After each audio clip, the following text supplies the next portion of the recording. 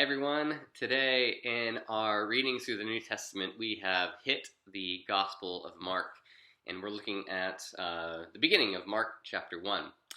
The thing about Mark's Gospel, and this is what I want us to reflect on briefly as we read through, is the immediacy of what is happening in Mark's Gospel. If you'll notice, chapter 1, verse 1 starts by saying, the beginning of the good news about Jesus, the Messiah, the Son of God.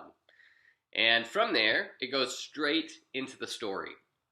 So unlike Matthew and Luke, which both begin with these birth narratives of Jesus and the events that sort of surround those events, and John starts even further back than that, where it says that in the beginning was the Word, and the Word was with God, and the Word was God, and the Word was with God in the beginning, talking about sort of the beginning of time and Jesus being around before creation was even started. Mark just starts saying, Jesus is the Messiah, ready, go. And Mark's narrative then just starts with Jesus beginning his ministry, getting baptized by John the Baptist, and he goes straight through. And you may ask yourself, well, why is that? Why does Mark not have this sort of prologue like the other Gospels do? And as you read through Mark, you might notice one thing, and that is, it is the immediacy of Jesus' ministry. So, from the beginning, Jesus begins as an adult in Mark's Gospel. He begins his ministry right away.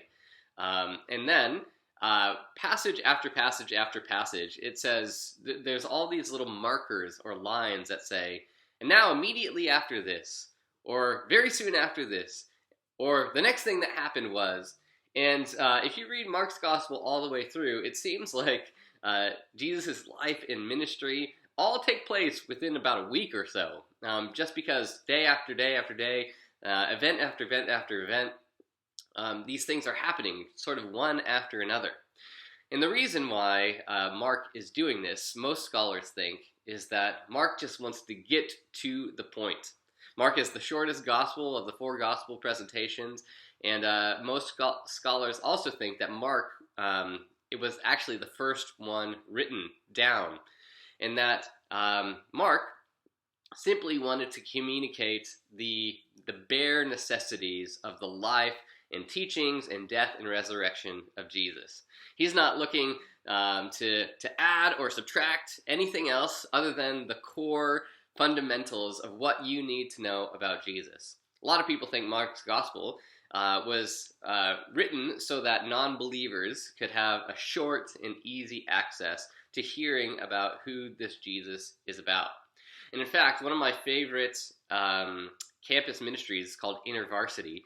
They actually do a study through Mark's Gospel with their non-Christians that are coming along and checking Jesus out. Mark's Gospel just moves from one thing to another specifically for this purpose, because it wants us to be drawn immediately to Jesus, what he's doing, and taking us to the cross as quickly as possible to understand how amazing this Jesus is. So, even though Mark's Gospel moves really quickly, and one event happens after another, and it begins in Jesus' adulthood, I think that maybe we can take it a bit slower and take each part individually, just read it through, think about what it means, ask God to help us discern what it means. And one of my favorite things to do is actually compare these stories to the other gospel stories, because sometimes there's little tidbits in the same stories that get mentioned that are slightly different, because one author or another author gives a little bit more or a little bit less context. And in between Matthew and Luke, there's a lot of things that are different. That stories that Matthew will include that Mark doesn't, or Mark will include that Luke doesn't.